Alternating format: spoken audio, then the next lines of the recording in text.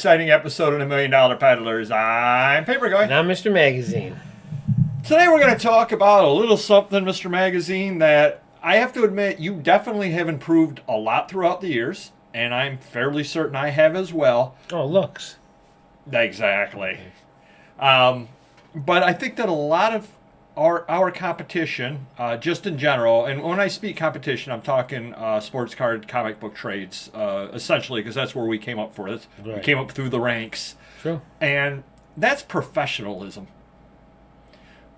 What do you feel about that statement, Mr. Magazine? I like it. very, very good. All right, we'll see you next video. Yeah, definitely. I've always considered myself, being a dealer in the trade, a professional. But yeah, definitely more so now than ever. Maybe people take me seriously because I'm older now. I'm not my dad's kid, and I couldn't make decisions 20 years ago. But nowadays, I'm in charge. I'm the boss, and been doing it a long time. I got some experience, and that definitely helps. Yeah, and I definitely think that age has an awful lot to do with it. Both internally and externally. Obviously, we're not the same people we were 20 years ago, by any means. We've changed.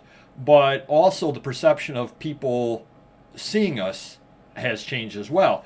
And I'll just give a perfect example. You're a 25-year-old punk kid, nothing personal, but you're a 25-year-old punk kid, and you go over to see somebody's collection, their lifelong collection, and they're 65 years old. Yeah, true. Yeah. How are they viewing you? Well, even when I first, even we go back, say, 15 years, I remember doing deals where they would take advantage of me in the sense that, everything's boxed up, and I look at it, I go back, and we'll sell it to you now. We go there, I go home, and there's things missing. So maybe because I'm a young kid, they would take advantage of me then, and now maybe they won't take that chance, or they think I'm dumb then, but now I'm more, older. Who knows? But. See, and I was going at it more the other way, that you can't possibly, as a 25-year-old kid, have respect for their collectibles that they've collected their entire life. Right. Because they were starting their collection before you were even born. True, yeah. As opposed to now, and back then, if somebody rather had, we'll just use the example of the one collection I know you picked up, the Hopalong Cassidy collection. Not that you are an expert on Hopalong Cassidy at this point, but you actually know who he is. You know some of his contemporaries. You can actually speak about him. Right. When you were 25 years old, I know he's some old cowboy. Yeah. Well, even certain things like lobby cards. Maybe I don't know what a Hopalong Cassidy lobby card is worth, but I know lobby cards, and I know the cheapest might be $5 or $10, and he's got to be a minimum of that. So things like that. Knowledge from buying other things, posters and autographs. I can buy a collection like that and still have some knowledge without being an expert.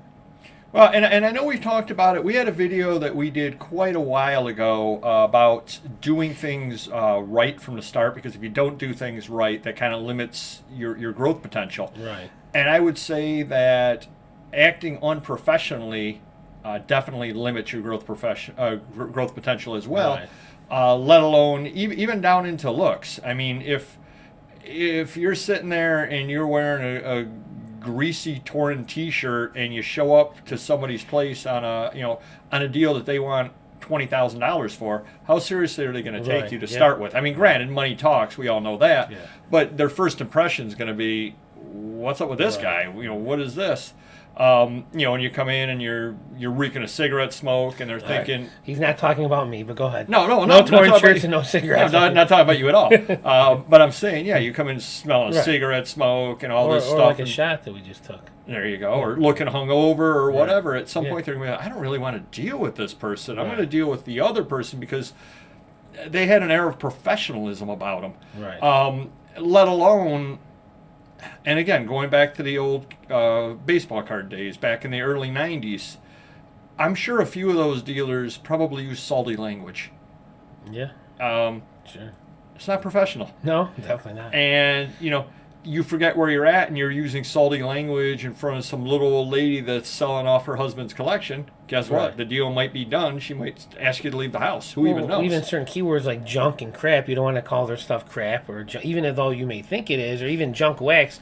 I wouldn't even call someone having junk wax. I would just say, 1980s and 90s when they produced a lot, and give them that perception instead of calling it junk, because they may take offense at it as well. Right. Well, and the thing is also, especially if they're shopping it around, and as long as the price isn't hugely different.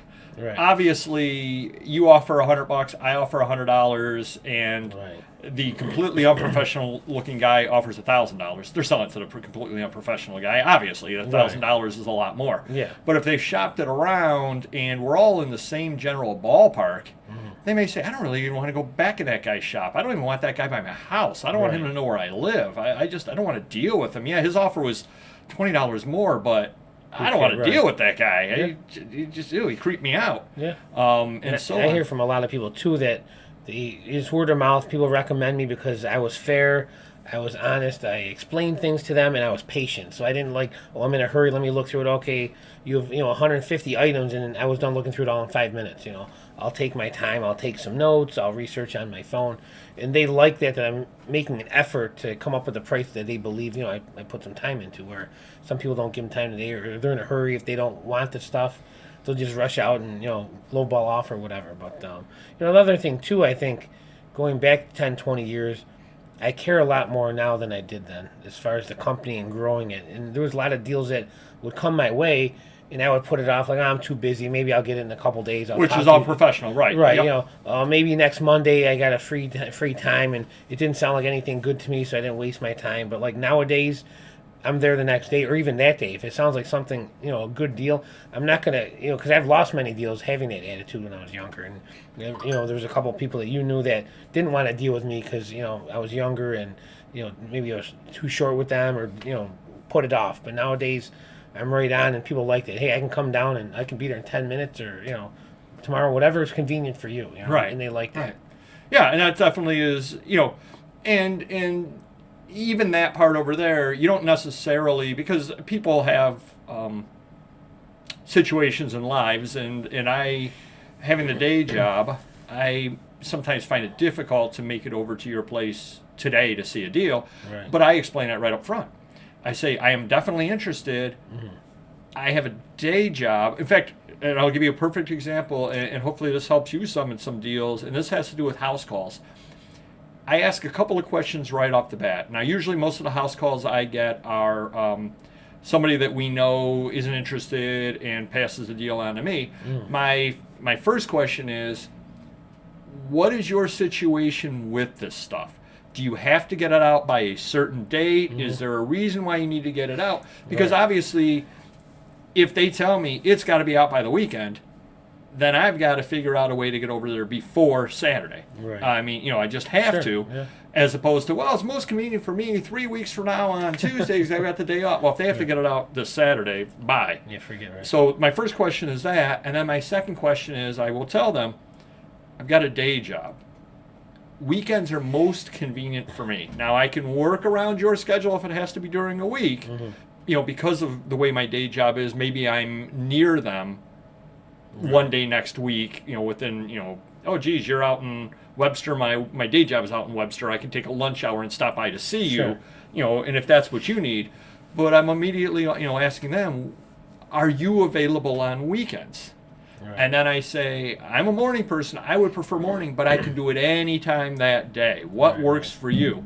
And, a lot of people will be like, oh, I don't care. I'm free all day. How about 9 o'clock? Oh, perfect. I will be there. And then another thing that I do is I write it down and I repeat to them. I say, I just want to verify.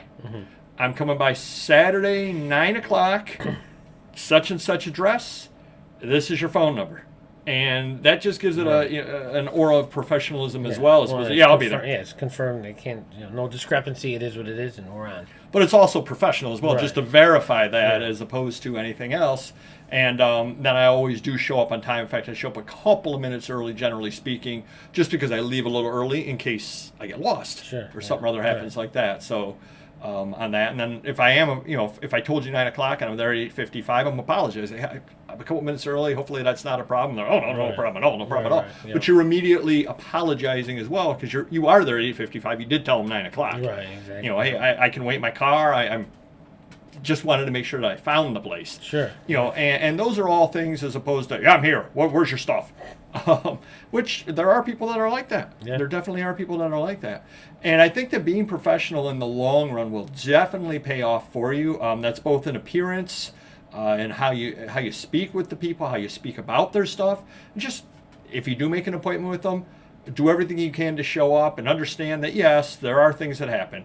I mean, obviously, if I set up an appointment with somebody over in Wyoming County at the weekend that they got the 6 feet of snow, they're going to understand if I don't make it. That being said, I would certainly call. Right. And I'd say, I just want to let you know I'm not going to be able to make it. Mm-hmm. Your car breaks down, that happens. You get a flat tire, that happens. Always make sure that you call them to let them know as well. Because, again, things happen to everybody, but they've also taken time out of their day and blocked out a period of time for you in their schedule. And as busy as you are, they're potentially just as busy. Right. So to not do that is not being professional either. So hopefully that helps you a little bit. Again, always go the professional route. Just across the board. I mean, even what I was thinking about on this is not that I don't reuse packing supplies, because I do. Generally, boxes are the ones that I reuse because I don't have a lot of boxes. Right. But otherwise, you get some oddball sized thing and the only box that'll fit it is a used box. You use it. I mean, you have to get the item out. Exactly. That being said, I know some of the things that we sent out back in the day probably didn't look overly professional. True. It was a combination of not having a lot of money, so not necessarily being able to buy all the supplies, and also a combination of not realizing that perception was out there that, hey, we want to look professional on We things. need more room back then to store empty boxes. Now storage is expensive. Yeah. So hopefully that helps you a little bit. If you could hit the like button, that would really help us out, and we will see you next video. Take care. Bye-bye.